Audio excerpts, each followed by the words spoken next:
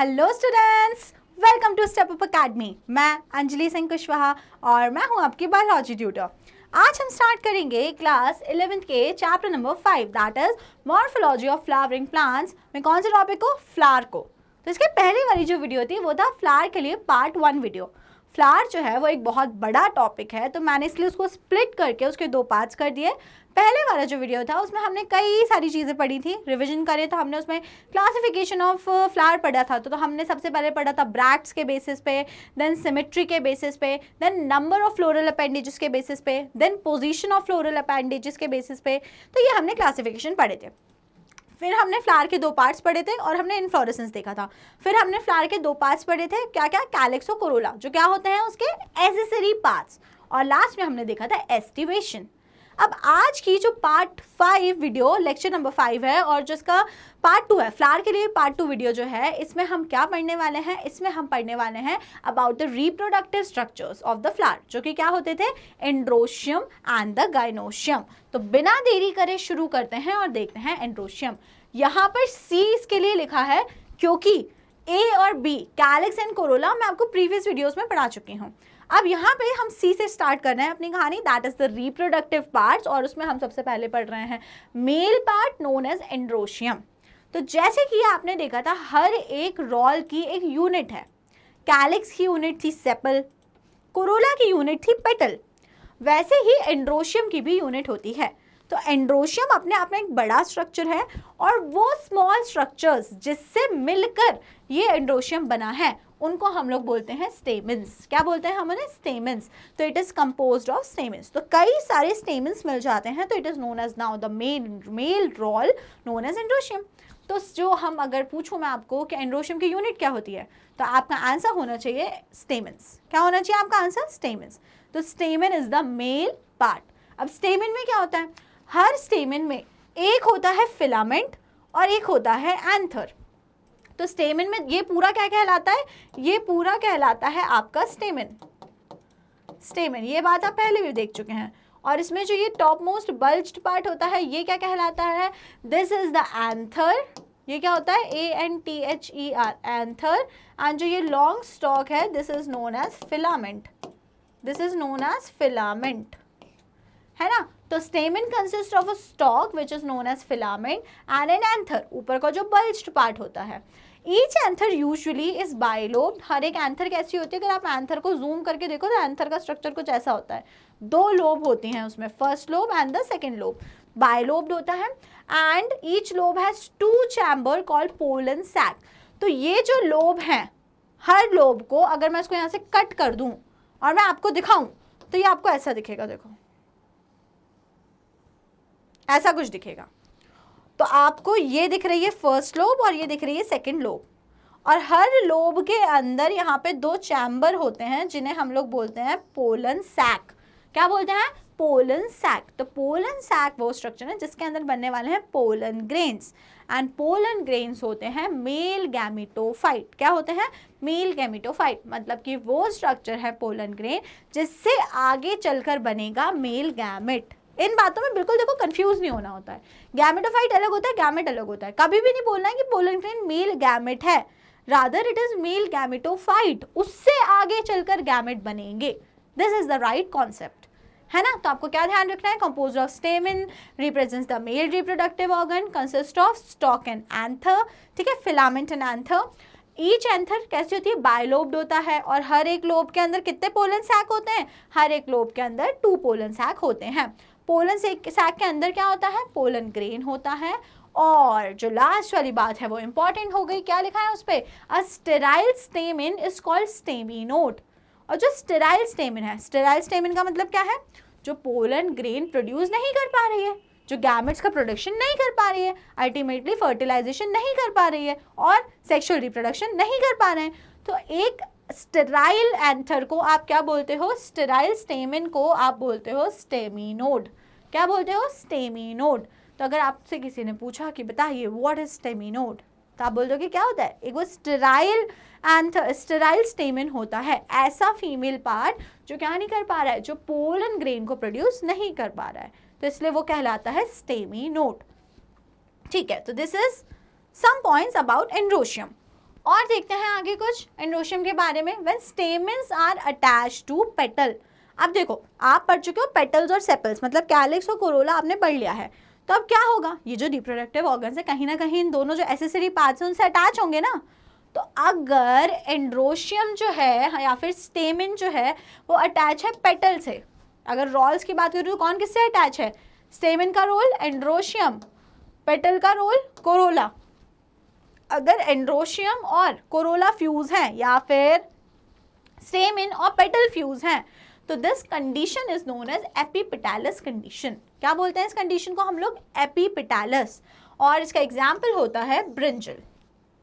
दूसरा अगर हम बात करें, अगर स्टेमिन, जो स्टेमिन है अब की बार वो किससे फ्यूज है, पेरियांथ से। आप सोच रहे होंगे मैम यहाँ पे सेपल लिखेंगी, नो, पेरियांथ का मतलब क्या होता है, पेरियांथ का मतलब होता है सेपल प्लस पेटल। सेपल और पेटल जब आपस में फ्यूज हो जाती है तो उस कंडीशन को हम क्या बोलते हैं, पेरियांथ, है ना। तो ये जो कंडीशन होती है जब जो हमारा स्टेमिन है वो किसके साथ में फ्यूज है, किससे जुड़ा हुआ है, वो अटैच है पेरियांथ से, तो कंडीशन कहलाती है एपीफाइलस। कंडीशन क्या कहलाती है, एपीफाइलस। इसका एग्जाम्पल होता है लिली। क्या है इसका एग्जाम्पल, लिली। तो आपको ध्यान रखना है जब स्टेमिन्स पेटल्स के साथ में फ्यूज होती हैं तो कंडीशन को बोलते हैं एपिपेटालस, और जब जो हमारी स्टेमिन्स होती हैं वो पेरियांथ के साथ में फ्यूज होती हैं तो इस कंडीशन को हम लोग बोलते हैं एपीफाइलस। क्या बोलते हैं उस कंडीशन को हम लोग, एपीफाइलस। ठीक है, दोनों के एग्जाम्पल्स और दोनों कंडीशन आपको बहुत ही अच्छे से समझ में आ गए होंगे। पेरियांथ क्या होता है ये आपको पहले ही बता दिया है। अब हम आगे अगर बात करें, if the stamens in a flower are free it is called polyandrous. अब क्या है, वही सेम कंडीशन, जैसे हमने सेपल्स फ्री है तो क्या बोलेंगे, सेपल्स फ्यूज्ड है तो क्या बोलेंगे, पेटल्स फ्यूज्ड है तो क्या बोलेंगे, फ्री है तो क्या बोलेंगे। सिमिलरली अगर स्टेमिन्स जो है किसी फ्लावर में वो फ्री हैं तो उस कंडीशन को हम लोग बोलते हैं पॉलीएंड्रस। पॉलीएंड्रस, एंड्रस इज कहाँ से आया ये वर्ड, एंड्रोशियम से, मतलब कि मेल पार्ट। और सेकेंडली अगर स्टेमन यूनाइटेड है, पूरी जुड़ी हुई है, कॉम्पैक्ट है, तो condition is called synandrous. Condition is called synandrous. तो सिन का मतलब क्या होता है, यूनाइटेड या जॉइंट, और पॉली का मतलब फ्री है। तो अगर फ्री है, सारे स्टेमिन्स अलग अलग हैं, तो आप उस कंडीशन को बोलते हो पॉलीएंड्रस कंडीशन। और अगर स्टेमिन्स यूनाइटेड हैं, सारी आपस में यूनाइट हो गई है, तो कंडीशन कहलाती है सिनएंड्रस कंडीशन। क्या कहलाती है, सिनएंड्रस कंडीशन। ओके, दो और कंडीशन हमने डिस्कस कर ली। अब सिनएंड्रस स्टेमिन्स की अगर हम बात करें तो सिनएंड्रस स्टेमिन क्या था, सिनएंड्रस कंडीशन वो था जिसमें जो हमारे स्टेमिन्स थे वो फ्यूज्ड थे, वो सारे एक साथ थे। अब जब वो एक साथ थे तो उसमें क्या कंडीशन हो सकती है, they could be monadelphous, they could be diadelphous, और दे कुड बी पॉलीएडेल्फस। क्या क्या कंडीशन हो सकती है, they could be monadelphous, they could be diadelphous, और दे कुड बी पॉलीएडेल्फस। अब मोनोएडेल्फस का मतलब क्या होता है, stamens are united into one bunch or bundle. देखो बहुत सारी स्टेमिन है और यूनाइटेड है, बहुत सारी स्टेमिन है और यूनाइटेड है, तो कंडीशन क्या कहलाने लगी, सिनएंड्रस। क्या कहलाने लगी, सिनएंड्रस। ठीक है, लेकिन मैं बोल रही हूँ 20 है आपके पास स्टेमिन, टोटल आपके पास कितनी स्टेमिन्स है, 20 स्टेमिन्स हैं, और ये 20 स्टेमिन्स पूरी एक ही बंच में है, एक ही गुच्छे में है। तो गुच्छा तो बंच तो एक ही बना ना, तो this condition will be known as monadelphous. Suppose same अभी यहाँ पे एक बंच था तो कंडीशन होगी मोनोएडेल्फस। नाउ अब क्या हुआ कि अब पूरा 20 एक ही बंच में था। अब सेकंड कंडीशन में ये बोल रही हूँ दो बंच है यहाँ पे, कैसे बंच होंगे वो 10-10 के, एक बंच है 10 स्टेमिन्स का और दूसरा है 10 स्टेमिन्स का, तो दो बंच हो गए ना यहाँ पे। तो now this condition will be known as diadelphous, stamens are united into 2 bundles. और पॉलीएडेल्फस दो से ज्यादा, अब कितने भी बंडल हो सकता है यहाँ पे ये बंडल्स हो गए हो हमारे कितने, फॉर एग्जाम्पल 7 का हो, फिर एक 7 का हो, फिर एक 6 का बंडल हो, तो 3 बंडल हो गए ना, तो 3 बंडल हो गए, अब 4 हो गए, 5 हो, कितने भी हो, अब ये कंडीशन क्या कहलाएगी, पॉलीएडेल्फस। तो एडेल्फस वर्ड जो आया है वो बेसिकली किससे आया है कि सिनएंड्रस कंडीशन में जब सारे जो हमारे एंड्रोशियम है, स्टेमिन्स है, वो यूनाइटेड हैं, तो यूनाइटेड स्टेमिन्स में बंच कितने हैं, उससे ये वाले टर्म्स हमें मिले हैं। तो आपको पहले दो कंडीशन समझ में आएंगी, पॉलीएंड्रस एंड सिनएंड्रस। सिनएंड्रस में फर्दर 3 कंडीशन हो सकती हैं। अगर सारी स्टेमन मिलके एक ही बंच बनाएंगी तो मोनोअडल्फस, अगर 2 बंच बनाएंगी तो डायअडल्फस, और बहुत सारे बंच बनाएंगी तो पॉलीअडल्फस। क्लियर? इजी? ठीक है। अब जब ये क्लियर हो गया है तो कुछ और बातें देखते हैं। There may be variation in the length of filament with in a flower, example salvia and mustard. Question आ चुका है नीट 2019 एंड 20 में, दोनों में, 19, 20 एंड 21 में भी शायद आ चुका है, I am not sure about the year, but ये लाइन से क्वेश्चन मोस्ट फ्रीक्वेंटली आता रहता है नीट में। अब क्या है इस लाइन का मतलब? देखो, आपको पता है स्टेमन जो होता है, स्टेमन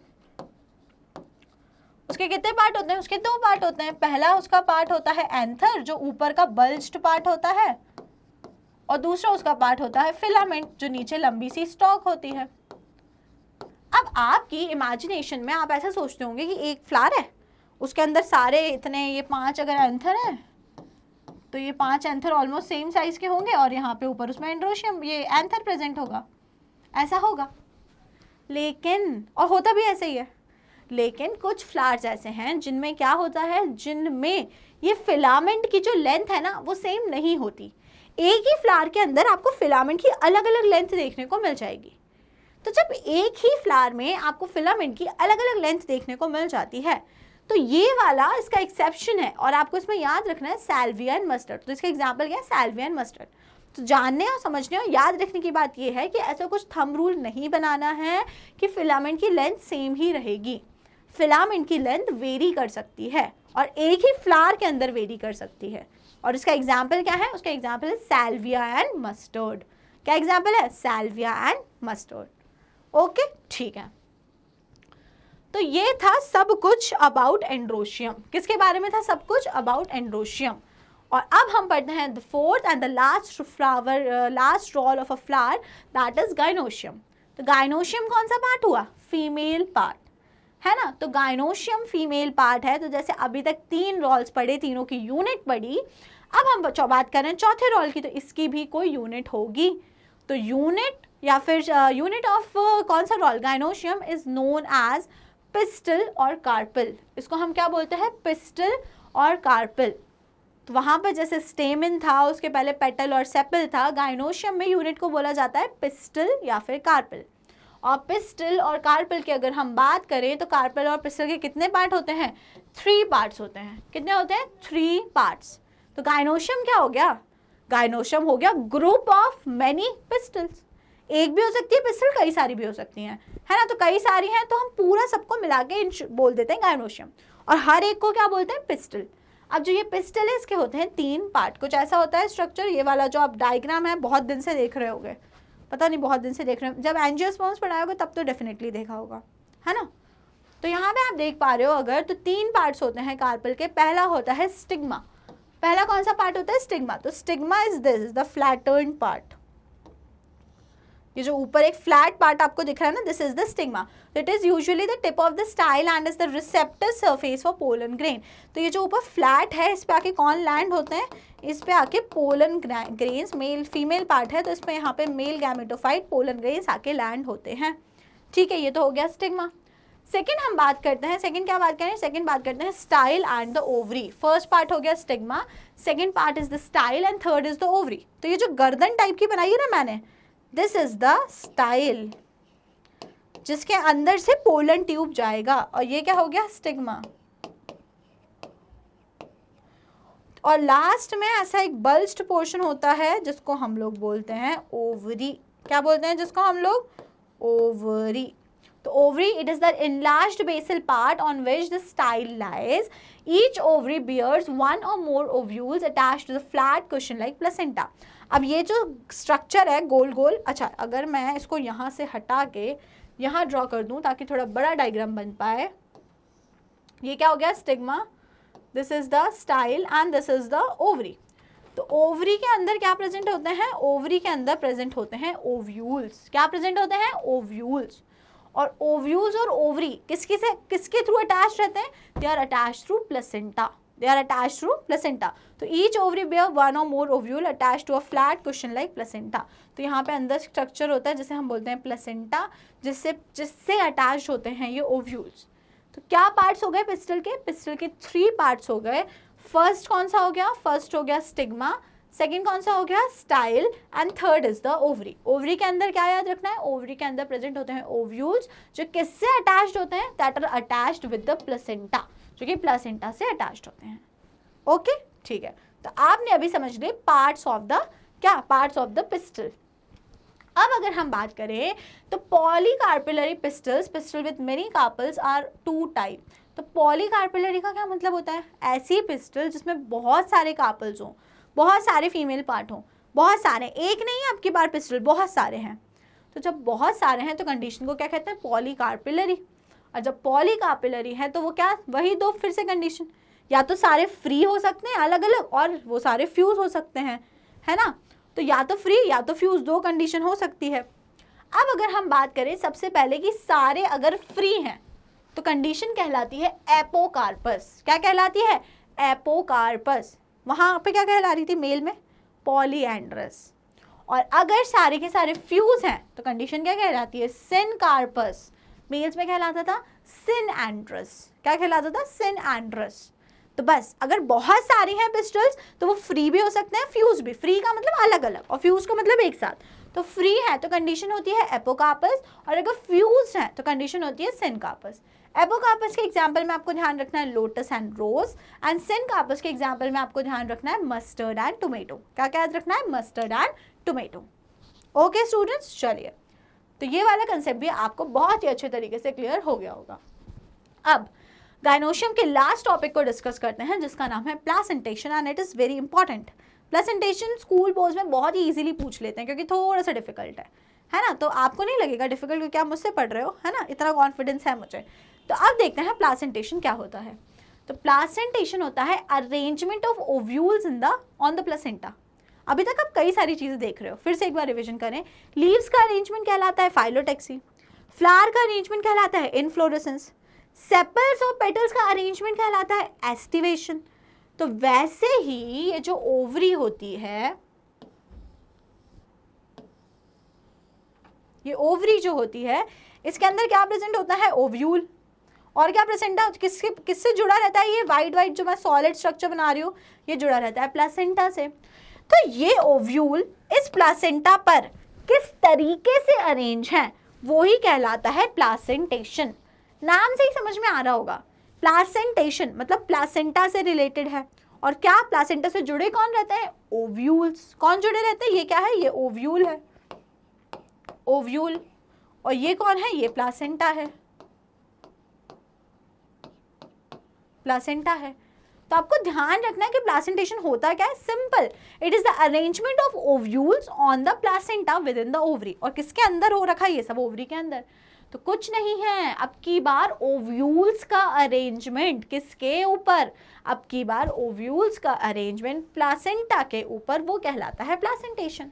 अभी तक जो बातें पढ़ रहे थे सेपल और पेटल का अरेंजमेंट, बट किसके ऊपर, फ्लोरल एक्सिस के ऊपर। मैं बोल रही हूँ लीफ का अरेंजमेंट, लेकिन किसके ऊपर, तो आप बोलते थे ना वहाँ पे पेटियोल के ऊपर या फिर ब्रांच के ऊपर। फ्लावर्स का अरेंजमेंट तो किसके ऊपर, फ्लोरल बड्स के ऊपर। तो बस वही यही यहाँ पे भी यही बात है। अब की बार हम किसका अरेंजमेंट पढ़ रहे हैं, अब की बार हम अरेंजमेंट पढ़ रहे हैं हमारे ओव्यूल्स का। और किसके ऊपर वो अरेंजमेंट हम पढ़ रहे हैं, प्लेसेंटा के ऊपर। तो this is known as placentation. क्या बोलते हैं इसको हम लोग, प्लेसेंटेशन। तो प्लेसेंटेशन जो होता है, प्लेसेंटेशन जो होता है वो 5 टाइप्स का होता है। कितने टाइप्स का होता है, 5 टाइप्स का।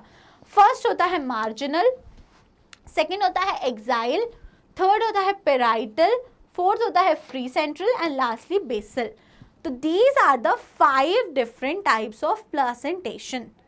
तो देखते हैं एक एक करके कि किस प्लेसेंटेशन में किस टाइप का अरेंजमेंट होगा और आपको क्या याद रखना है। ठीक है, चलिए ये आप चाहें तो ड्रॉ कर सकते हैं।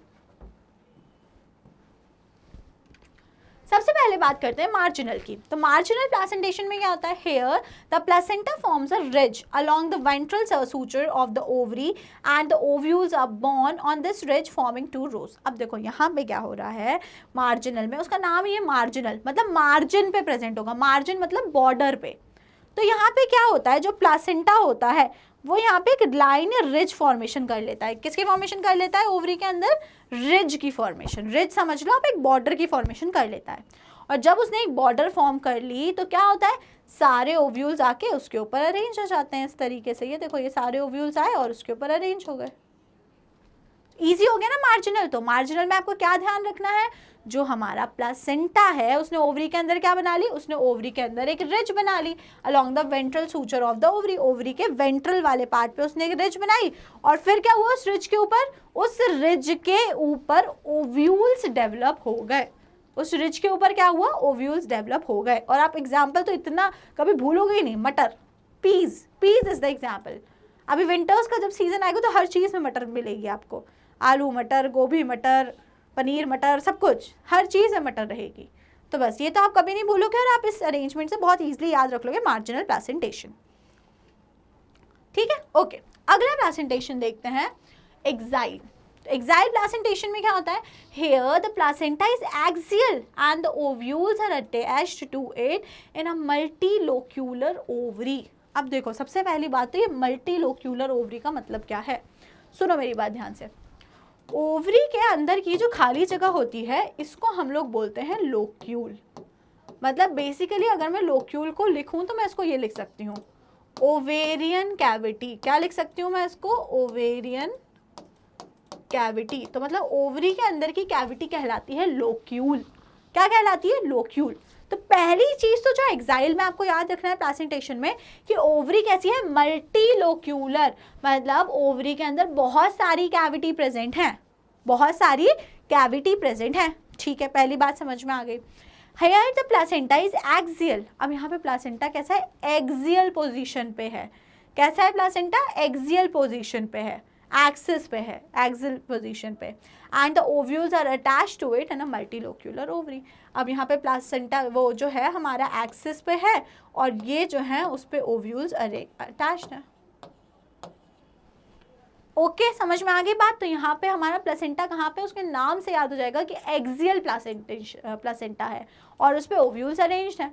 बस यहाँ पे आपको एक जो बात एक्स्ट्रा याद रखनी है वो ये याद रखनी है कि यहाँ पे ओवरी कैसी है, ओवरी इज मल्टी लोक्यूलर। मतलब एक ओवरी के अंदर बहुत सारे लोक्यूल या ओवेरियन कैविटी प्रेजेंट है। एग्जाम्पल इस डायग्राम से याद रख सकते हो, China rose, tomato and lemon. China rose अगर भूल भी जाओ तो टोमेटो और लेमन तो आपको इस डायग्राम से याद हो जाएगा ना। ये देखो, आप टमाटर को जब काटते हो तो ऐसे ही दिखता है ना कि कुछ और दिखता है, टमाटर या नींबू को या किसी को भी, है ना। तो ये किसका एग्जाम्पल हो गया, this is the example of axial हो गया प्लासेंटा और उस पे हो गए हमारे ओव्यूल्स, है ना। तो this is the example of axile placentation, axile placentation. आगे देखते हैं पेराइटल प्लासेंटेशन। तो पेराइटल प्लासेंटेशन में क्या होता है, here the ovules develop on the inner wall of the ovary on the peripheral part. अब यहाँ पे क्या हो रहा है कि जो ओव्यूल्स हैं, यहाँ पे ओव्यूल्स कहाँ पे डेवलप हो रहे हैं, they develop on the inner wall. Ovary के जो इनर वाली वॉल है उस पर डेवलप हो रहे हैं, but on the corners, periphery की तरफ, कॉर्नर्स पे डेवलप हो रहे हैं। ठीक है, तो पेराइटल में आपको ध्यान रखना है, पेराइटल से आप पेरीफेरल याद रखो। तो ये ओव्यूल कहाँ पे डेवलप हो रहा है, ओवरी के अंदर वाली वॉल पे डेवलप हो रहे हैं और वो भी पेरीफेरल पार्ट पे। ओवरी कैसी होती है, वन चैम्बर्ड। मतलब कितना लोक्यूल है, सिंगल लोक्यूल है, but it becomes two chambered due to formation of false septum. तो ओवरी होती वन चैम्बर्ड है, लेकिन यहाँ पे ऐसा दिखता है कि एक और चैम्बर है, तो इसलिए ओवरी यहाँ पे डुअल चैम्बर्ड या बाय चैम्बर्ड दिखने लगती है। लेकिन क्या एक्चुअल में ओवरी में दो चैम्बर है या दो लोक्यूल है, नो, ओवरी में एक ही लोक्यूल है, लेकिन वहाँ पे एक फॉल्स सेप्टम, एक सेप्टम की फॉर्मेशन हो जाती है पतली झिल्लीदार लेयर की, जिससे वो ओवरी को दिखाने लगता है कि अरे देखो देखो दो कैविटी हैं, बट एक्चुअल में ऐसा नहीं होता है। एग्जाम्पल क्या हो जाएंगे, mustard and argemone, mustard and argemone. तो mustard and argemone are the examples of parietal placentation. ये वाला डायग्राम देखो आप, यहाँ पे आप देखो कोने में आपको अरेंज दिख रहे हैं सारे जो हमारे क्या बोलना चाहिए, ओव्यूल्स हैं। ये वाला डायग्राम ठीक है, बट ये आप एक्साइल में याद रखो। आप हमारे पेराइटल प्लासेंटेशन में ये वाला डायग्राम ध्यान रखो कि यहाँ पे अंदर वाली वॉल जो है ओवरी की, उससे डेवलप हुए हैं ओव्यूल और पेरीफ्री में कोने कोने में अरेंज्ड हैं।